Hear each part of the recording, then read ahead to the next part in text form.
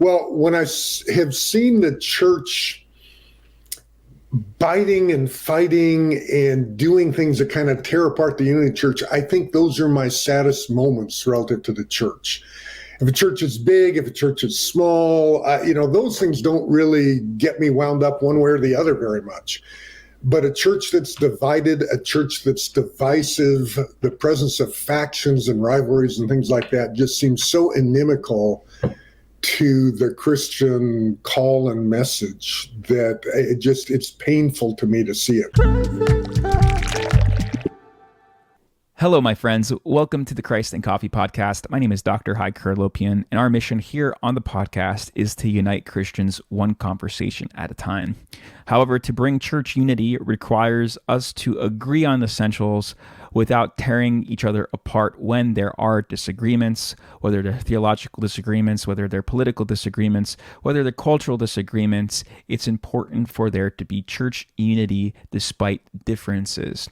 To help us address this issue at large, we have the expert on the topic, Professor Richard Langer, joining the program. He is the author of Winsome Conviction and the Winsome Conviction Project, and their whole mission is to create healthy, productive dialogue in a very polarized age. I don't know about you, but it seems like we are in a really weird time where polarization has reached its all-time peak, and it's important for the church at least to be an example on how to have constructive, healthy differences while keeping the essentials the essentials. With that said, please grab a cup of coffee and enjoy this Christ-centered conversation.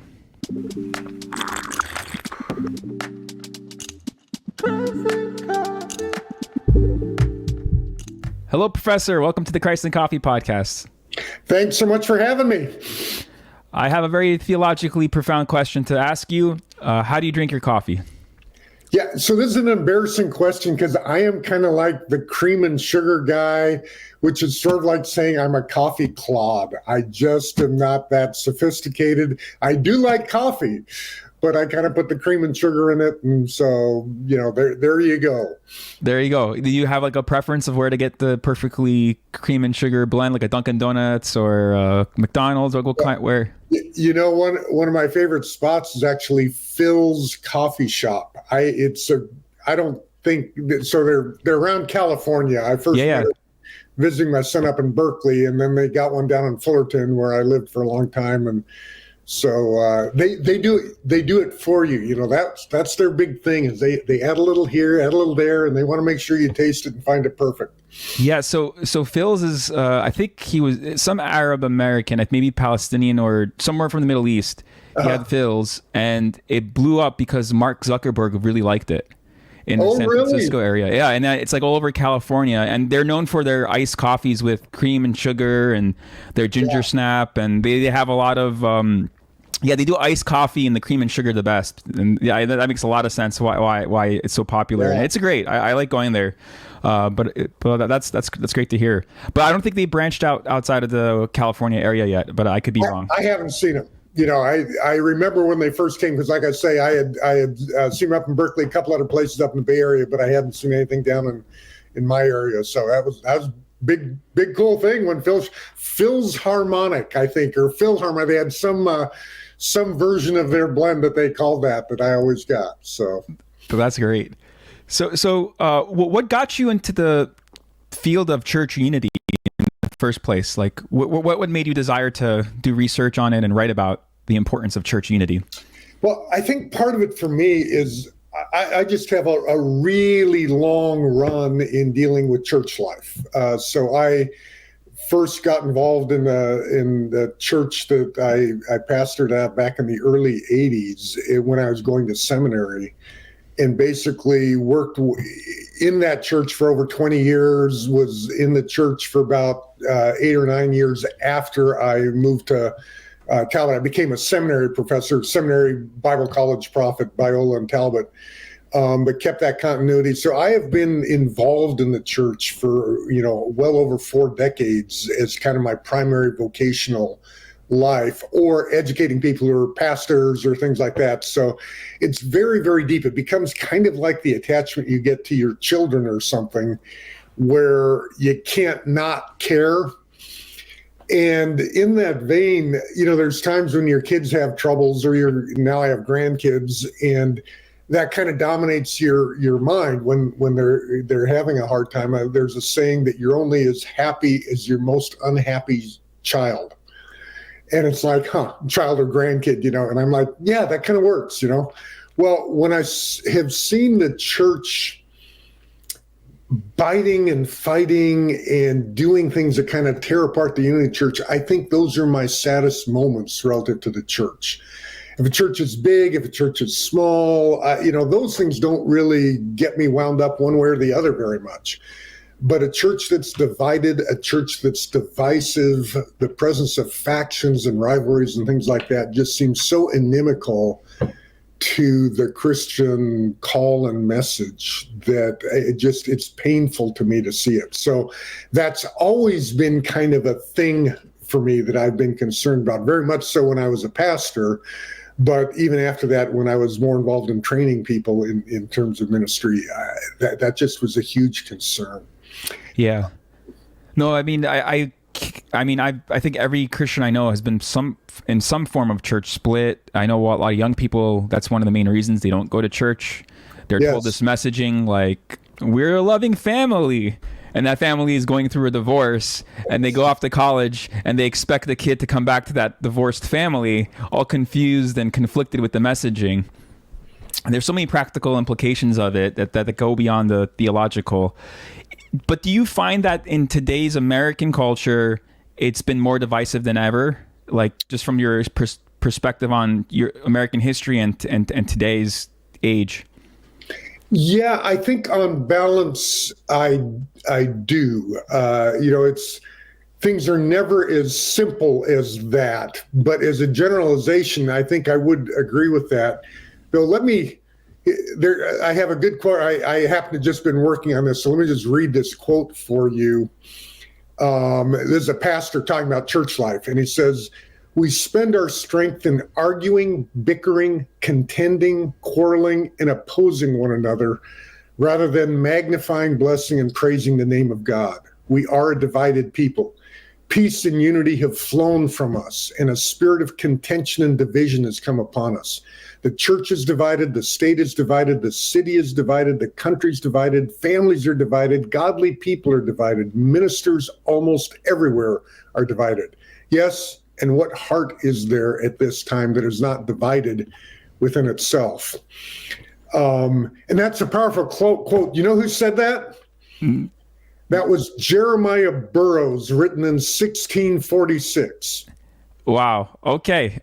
So one of the things to remember, I do think in my own lifetime, we are at a worse point than we have been, but it's really easy to lose your perspective over that. And Jeremiah, and by the way, Jeremiah Burroughs wrote some wonderful, insightful things about preserving the unity of the church. And if you haven't read any of that stuff, I would highly recommend it. I could kind of give you a link to some of those things that you could share with your listeners. But it's been a huge deal for the church as long as the church has been around. And amazing. And he was an American preacher out before the country was established. Where? English Puritan preacher. So this would have been, he would have been on the other side of on the English side of the Atlantic. And he was writing in the times when Oliver Cromwell had come to power. They just had the English Civil War, and they had just literally beheaded their king. Wow. And so, when you realize there are contentious times, Jeremiah Burroughs was not kidding when he said that was the world he lived in. And the call of the church is to be able to resist that inclination. So a common question I get asked is America a Christian country? What's the history of America's relationship with the church and politics and church from the founding fathers? Yeah, so that's always a difficult question to answer, because you kind of have to define, what do you mean by Christian nation, first of all. Right. And so there's clearly a sense that we're a Christian nation. It's what I call the almanac sense of the word, where you say, hey, this country is Hindu, this country is Muslim, and all that. And you're really not trying to make any comments about people's spiritual life. You're just saying, oh, the majority of the people in this country fall under the label of Christian or Muslim or Hindu or, whatever it might be. And from that standpoint, yeah, even today, the United States is clearly a Christian country. A lot of the early, we call them founding fathers, but that again is an ambiguous term. A lot of the people who first came over to settle the North American continent were people who came with a devout Christian vision. They were wanting to build a city on a hill and things like that. So Winthrop and, John Cotton and all these other folks, Roger Williams, a bunch of people who came in the early 1600s had a very much of a sense of planting kind of the kingdom of God in the new world and getting a chance to start over and do it right. Fast forward to, 1776, and that really is not the prevailing ethos of the people who founded our country, the American nation. They were hodgepodge. So there were definitely people who were evangelical believers. There were definitely people who were devoutly nominal Christians, if that's a phrase. And then almost everyone would have been profoundly colored by Christianity, their Christian ethics and things like that. And even people like Thomas Jefferson or Benjamin Franklin, who are sort of famously not particularly Christian, would have still very much endorsed a Christian ethic and been fans of that, and generally speaking, fans of the church because they felt it did good things, even though they weren't personally believers. So that gives you some pretty deep Christian roots that I think are one of the reasons why I think there's an unthoughtful way to say we're a Christian nation, and there are some thoughtful ways to say that. And I would say that the Christian mindset, the Christian mind, and the Christian heart are things that are deeply embedded in America. But that said, we have never, since the Constitution, had a religious test for, serving. You might have had individual states that did. That vanished pretty quickly after the Constitution was ratified. And so in terms of being a formal Christian country, no, I don't think America ever has been. And I think theologically, New Testament wise, I'm very reluctant to use the language of a Christian nation, because the people of God in that sense are no longer a political nation the way they were in the theocratic Israel. So those things I think are really different. And so I'm reluctant to use the language of Christian nation for America.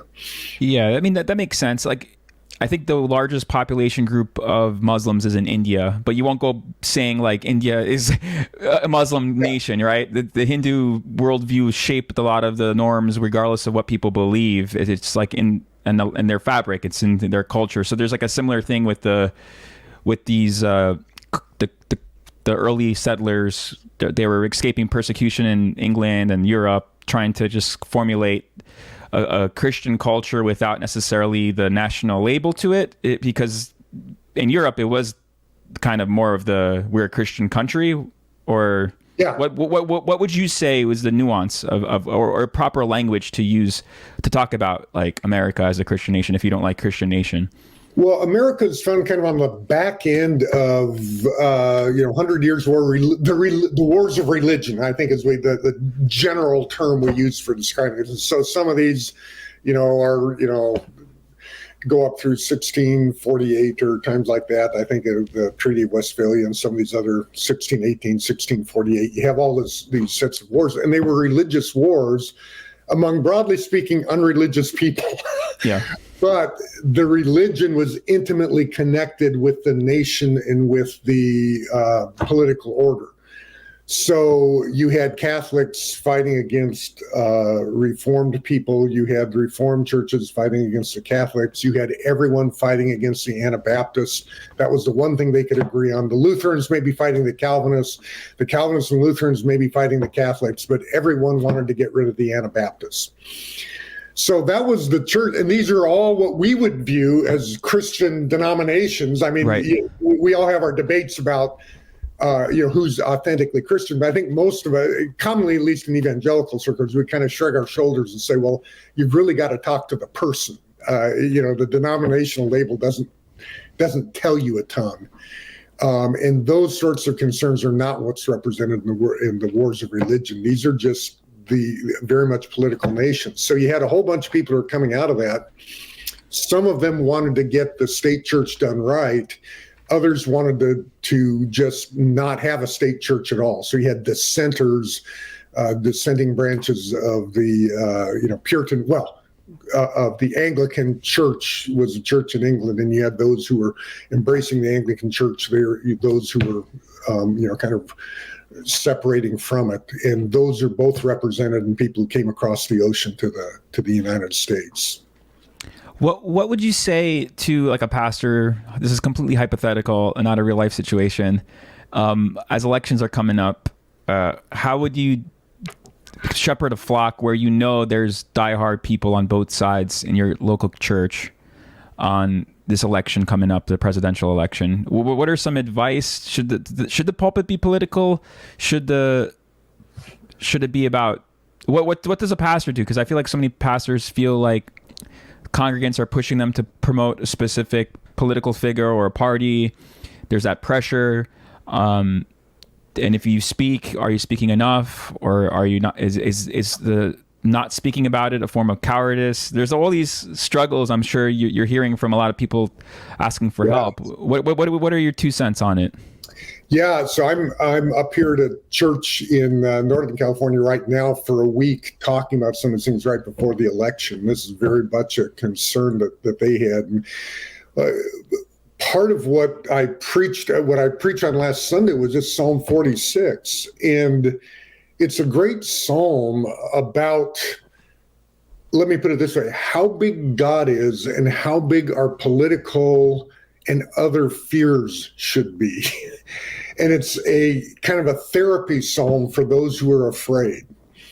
And I think what has happened, our culture is right now, our political culture last 8 to 10 years has been strongly colored by what you might call apocalyptic fears. And by that, I don't mean the literal Christian apocalypse, but rather the country will end sort of apocalypse. Yeah. Because a lot of this isn't theological so much as it is just panic that if the progressives win, or if we reelect Donald Trump, whoever, whatever your anxiety source is, if either one of those things happens, the country will end as we know it. We will have nuclear war, perhaps, an economic bloodbath. There's all this language that's being used. And I think in that context, one of the first things in terms of pastoral jobs we have is to make God big again in the imagination of our congregation. Because it seems like the bigger your fears, the smaller your God. And at this moment, I would say with that, therefore, the bigger your politics, the smaller your God. Because our politics right now is a politics of fear. And Marilyn Robinson, I don't know if you've ever read stuff with Marilyn Robinson, Christian novelist, Pulitzer Prize winner, amazingly insightful person, wonderful essayist and all of that. But she wrote an article recently about this in America, and she said, America right now is a culture of fear, number one. And number two, fear is not a Christian habit of mind. Right. There's something wrong when we're afraid. And I don't so much mean there's something wrong with you. How dare you? It's like, no. When you are transfixed by fear, that's an indicator that there's something wrong in your soul. And that happens to all of us, right? This isn't some shock. I'm just saying, not the way it's supposed to be. We are the people who, even though we walk through the valley of the shadow of death, we fear no evil. Jesus promises peace because he's overcome the world. There's a light shining in darkness, and the darkness has not overcome it. The number of times the command "fear not" is repeated in Scripture, I can't even count them.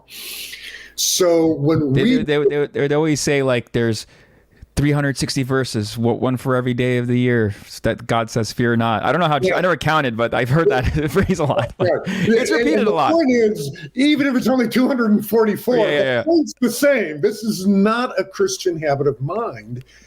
And so whenever we realize, oh man, I am drifting into fear, we should view that as kind of like drifting out of your lane when you're driving your car. It happens to everybody. But the point is, once you realize it's happening, you should have a sense of urgency about getting out of the lane of fear, so to speak. Right. And I'm really worried in our current political discourse, and a lot of times what people want preached about from the pulpit are things that will actually inflame fear and anger and anxiety rather than kind of restore hope and a proper sense of perspective. And I'm a huge fan for saying Christian preaching, we can't avoid politics. If Jesus is Lord of all, we need to say, hey, that includes the political realm. We should be working to make the influence of the kingdom of God, everywhere in business and education and whatever, politics very much included. But the idea that politics is the source of our hope or politics should be the source of our fears, I'm saying 0 for 2. Our hope lies elsewhere and our confidence lies elsewhere.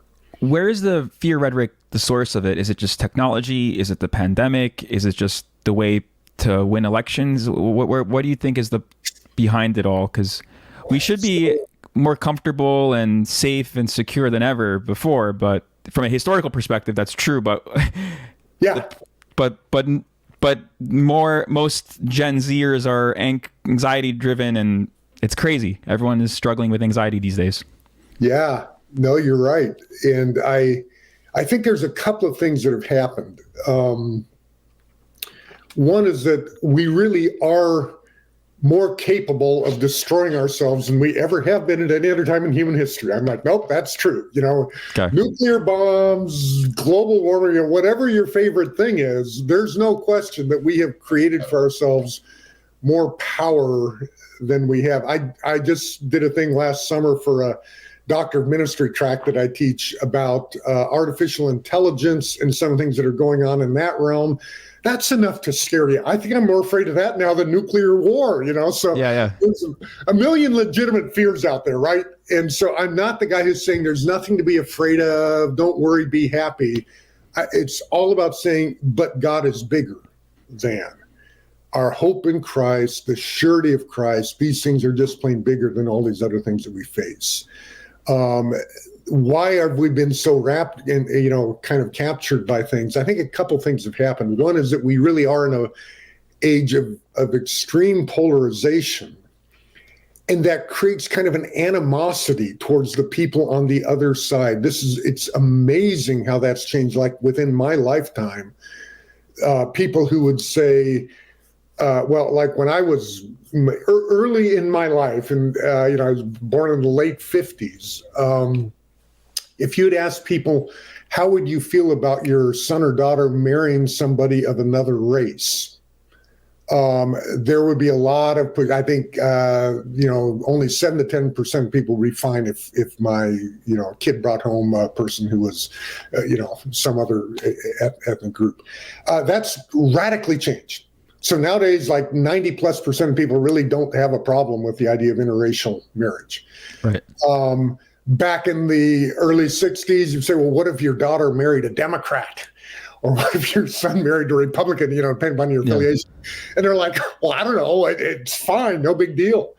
That has now become one of the biggest things that you would have anxiety about, is if we had a mixed marriage politically. Yeah. No, that's interesting because my wife was a matchmaker for a couple of years in New York City, and what you just said is totally accurate. It's like if the person is not the same political allegiance, it would be like a religion. And if they didn't care about the ethnicity, but they did care about the political party. That's a biggie. So that has really shifted for us. And I think it is partly because of polarization. And one of the things, if you were to wonder why have we become so polarized, I'm not sure so I'm not a sociologist, and I don't want to pretend to be one, but I think one of the biggest things that's happened is a change in the way we consume our news.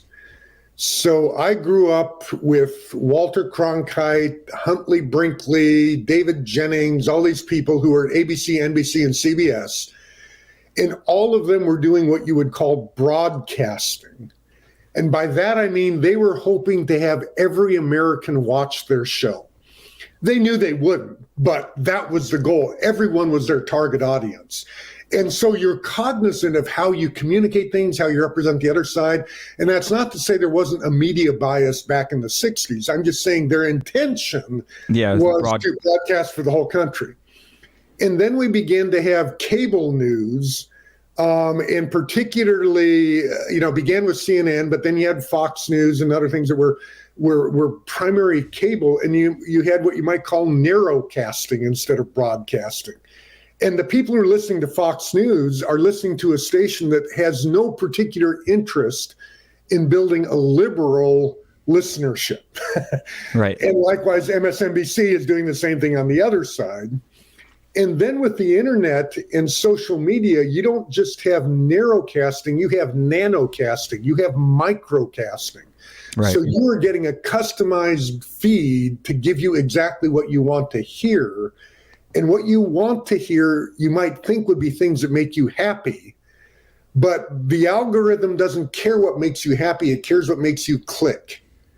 And you're way more likely to click on something that makes you angry or afraid than that makes you feel, oh, that's good to hear. Yeah. So we are constantly fed more and more of the things that make us angry and afraid. And we click on them and we get more of those things. And so you get in a positive feedback spiral that gives you more and more things that make you think the other side are a bunch of crazy lunatics. And so your affective polarization just dramatically increases. And that, I think, really ramps up our fear. Anger is a secondary emotion, and it often comes from being afraid of something. So that whole ethos, I think, is at least a major contributor, I think, has been that change. No, that's huge because it makes sense. People are being indoctrinated by an algorithm now, not just the local news. And they always had bias, but now it's just, like you said, a microcosm. But do you feel like there's this tendency now where if I disagree with you, that means I hate you? Like, where did that come from? Because that's been kind of the main issue, I think, at having healthy conversations. Yeah, if I disagree with I hate you, here's another one that I think we have. If I listen to you, I agree with you. Right. And so we won't listen to someone because people in our tribe, if we were to say, hey, I was talking to John the other day. Well, John's a Trump supporter. John's a flaming liberal. John's, whatever it might be. If you were listening to them or if you played back what they said respectfully, people would be afraid that you're no longer faithful to the tribe. So that combination of not listening, not being willing to listen, and then with kind of if the people on the other side are proper objects of anger or disdain, that has really, really amped things up.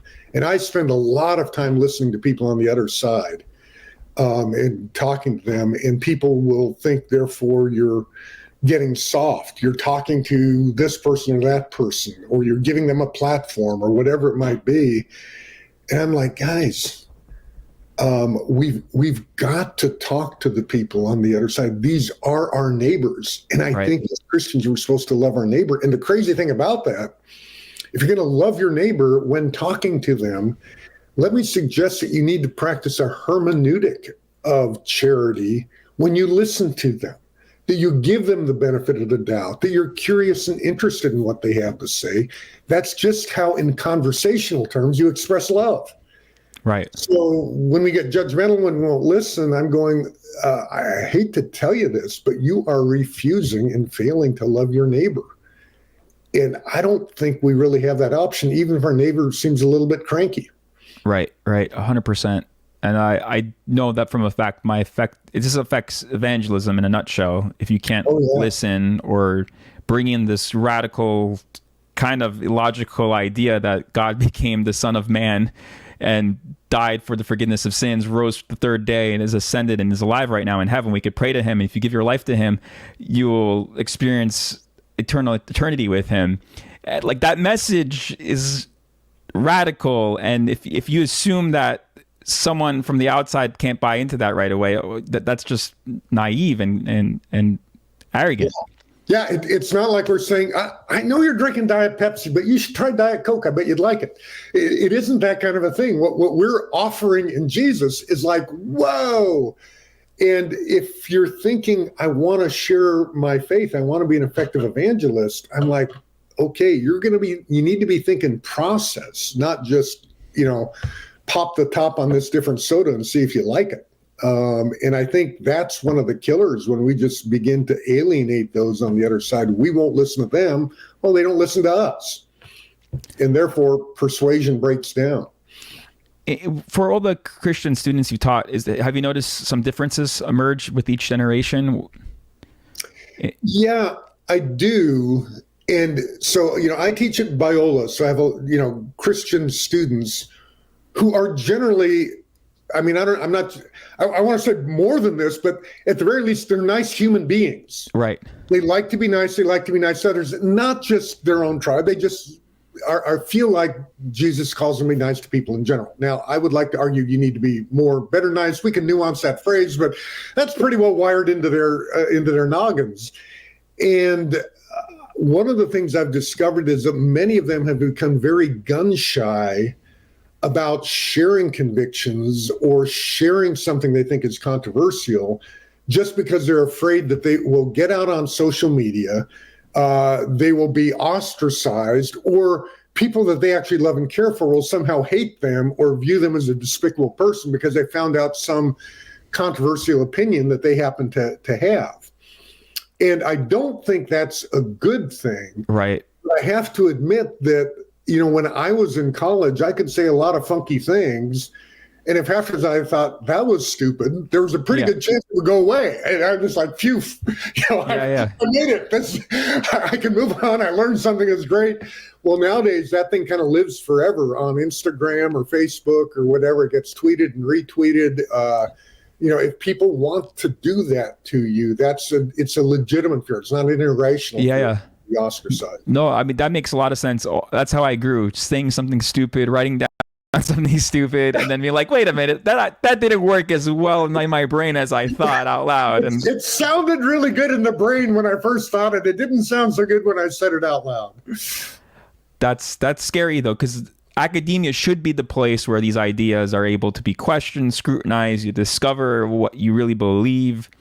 And but like you said, it's a legitimate concern. People could record it, people could post something, and it's out there in the internet for who knows how long. Yeah. What about this cancel culture? Because this is connected to this question, this insight. Where did that come from? What's going on there? Because part of being a Christian is you're not supposed to live in fear, but the other part of being a Christian and living in that worldview is to be full of grace. So this is the antithesis of cancel culture, is this understanding of grace. Yeah. So, the whole cancel culture thing is a little weird to me. So the phrase in my exposure to it, I remember it popping up probably first in the 2016, 2017 kind of time. And this is the thing that it was very common in the Christian world. So one of the first books I wrote that was dealing with this was called Winsome Persuasion, that wasn't targeted at the church, but rather how the church communicates to the non-Christian world. And I remember that came out in 2017. We were writing it right exactly. I was doing final edits literally on the day of the Trump-Clinton election. And we had to rewrite the introduction because that was such a big deal. We went back and redid some of that. And one of the things that was going on at that point, I remember when we first began talking to people about the book, I would use examples from what had just gone on up at Berkeley and other places where they were bringing in conservative speakers and riots were being thrown. They weren't allowed to even speak or allowed on campus. And that was, pretty pervasive for 2 or 3 years where college campuses were just doing that. And there's quite a bit of that going on now. The Palestinian issue has re-upped a bunch of those kinds of things. But somewhere around, 2019, 2020, it was something like all the conservatives got cancel culture envy. And so we started thinking, all right, if they're going to do cancel culture, what's good for the goose must be good for the gander. So we're going to go do the same thing. And I suddenly find us wanting to, prohibit this or that being taught on college campuses or things like that. That we shut down. I remember Alistair Begg said something about what he would encourage someone to do about going to a gay marriage or something like that. And all of a sudden he's, is canceled from Christian radio stations because of his viewpoint, which was a very traditional viewpoint. But the question is, what do you do with the complex situations? Well, what about this? And just raising that as an option was enough to get him canceled. And like I say, it suddenly has become contagious. And we didn't view this as a thing we said, hey, we were very resentful of that. We talked about free speech. We talked about the importance of hearing the other side back in 2016, 2017. Somewhere in 2020, we quit doing that. And now I don't know which way to point for a cancel culture in terms of who's doing it with greater zeal. It seems to me like we're doing that pretty strong both ways. And it's a thing. Yeah. I don't know what we get out of that. Honestly, it puzzles me how we feel like we win something with that kind of weird. To me, it becomes like a petty self-righteousness. Right. And again, self-righteous progressive, self-righteous conservative, self-righteous secular, self-righteous Christian. Either way, there's kind of a pettiness about it and think I've accomplished something by silencing that person. And I'm like, number one, I doubt you actually have silenced them. Right. Number two, is that really the kind of thing that Christ calls us to accomplish? No, 100%. Another hypothetical question. Say elections, someone's the new president, God willing, no civil war or riots are going to break out. How do you pastor people post-presidential election these days? What would be your insight to this church you're serving right now, or pastors who are listening, or church leaders? How do you kind of reduce the doom and gloom of the expectation of this going one way or the other? Well, I mean, I think the first thing to do, again, is kind of right-sizing your fears, and then with it, in this case, kind of right-sizing your sense of your citizenship. And I mean, I hate to say it, but the bottom line is we should have a much deeper attachment to the church than we do to our country. Yeah. So the language the New Testament uses to describe, church and our connection to God, it's family language. God is our father. The other people in the church are sons and daughters of God. So we're brothers and sisters. We are people who are bond slaves, lifelong. You aren't an indentured servant who after 7 years will work off their attachment. You're lifelong attached to Jesus. The flip side of that is the language that it uses to describe our national affiliations, our political, our country. And in that case, the language is used as sojourners, aliens, exiles, ambassadors. And in all those cases, the ambassador is a great example. So look, you're an ambassador to your country, to the country that you're in. Your primary affections, your primary allegiance, and your primary direction comes from your home country, not the one you're living in. Your citizenship lies elsewhere. So, hey, my favorite candidate in this country I'm serving was, Jones, but Smith is the person who won. What do I do as an ambassador? Do you blow a gasket? I mean, of course not. The ambassador has to work with who you got. And guys, we're ambassadors of heaven. We're going to have to work with who we've got. And it may be Harris, it may be Trump. I don't know who it's going to be.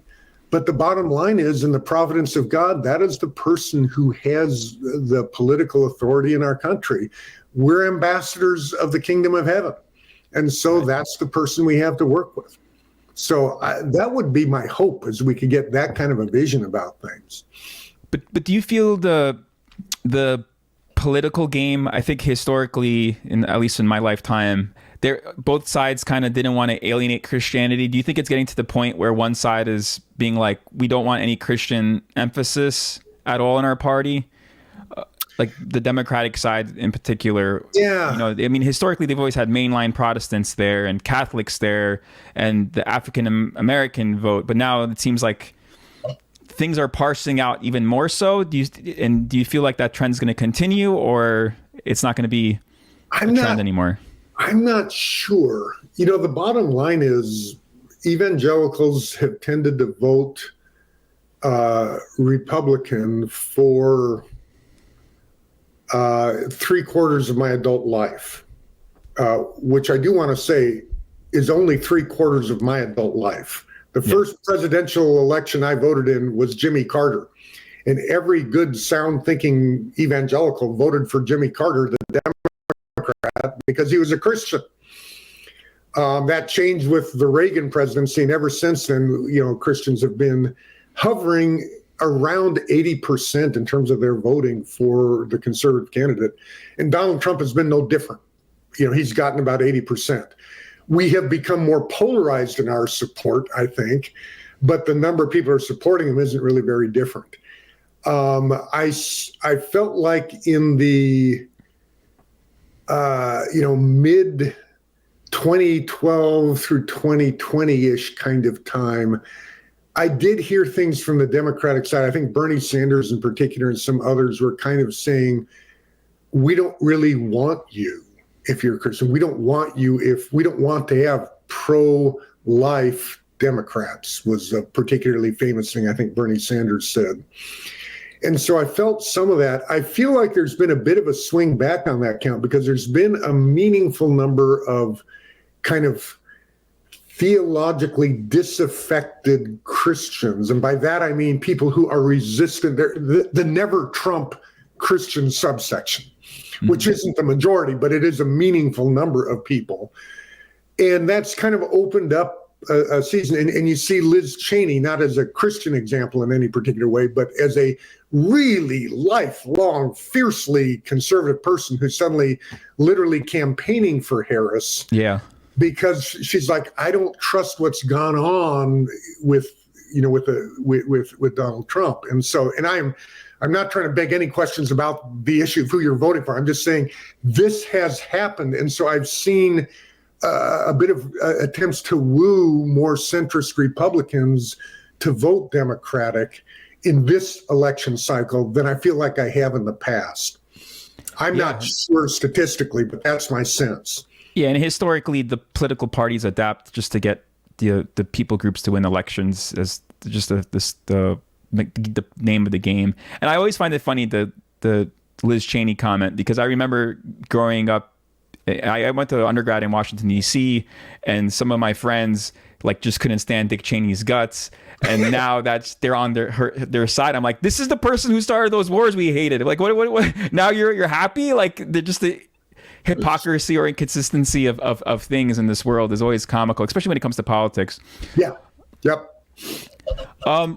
This has been great. So there's the big idea of being able to listen to the other side, having a bigger God than our fear, not living in cancel culture, but living in an age of grace, understanding American culture from the founding of the country. Let me not say founding fathers, but the founding of the country, having this sort of ethos of we're Christian, we want to celebrate our freedoms the way we see fit, but kind of not putting on that Christian country label, but a people who could worship freely their religion, which is Christian culture at the time.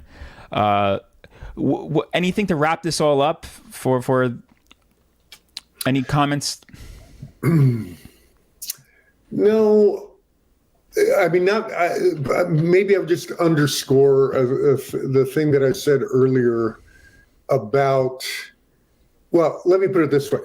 I think we need to view politics a little bit more through the lens of our own spiritual well-being. In other words, political forces, to take the example of money or sex, we view those things as real temptations. We view them as things that can really corrupt your soul. And if you realize, man, I'm fixated on this thing sexually, or I'm just getting greedy, or I always have to climb the ladder, whatever it is, we have an intuitive sense that, ooh, I should be careful. I'm a little worried that right now we have a sense if I'm that wound up about my politics, then I'm just being a good, zealous Christian. And I'm like, I'm a little worried that your politics may have displaced your Jesus, and getting Jesus back on the throne would be my biggest concern for us. And that doesn't mean eliminating politics. but it means making sure it's properly in a second or, well, below, wherever you want to rank it. The point is, it does not belong on the throne. And it's easy to say, well, of course it is not on the throne of my life. And there's some people I just want to say, how many hours a day do you listen to inflaming political talk radio? And how many hours a day do you listen to sermons, listen to scripture, or read God's word? If the answer is 10-1 in favor of politics, I just want to say, well, I'm thinking that you're programming yourself to care more and more and more about politics. And you've only got so many care buttons in your life. And if those all get swallowed up by your politics, Jesus is just going to be losing them one by one. And it's not that you throw him out, it's just that he becomes second. And that's a real deep concern for me. That's well put. And that's giving me motivation to keep creating Christian content where we want to feed people's faith and not let people just have this content, which is all fear. Amen. Good on you, man. That's a great thing to do. Thank you so much for your time. And I look forward to talking to you in the future. And thank you for your wisdom and for your ministry and all that you do for the kingdom of God. You bet. Thanks a lot. Hey, thanks for having me on. And I appreciate your listeners taking the time to listen. Thank you, everyone, for watching the Christ and Coffee podcast. Have a great week. Stay blessed. Know that God is bigger than all our fears. God bless you. Have a great week and see you next week.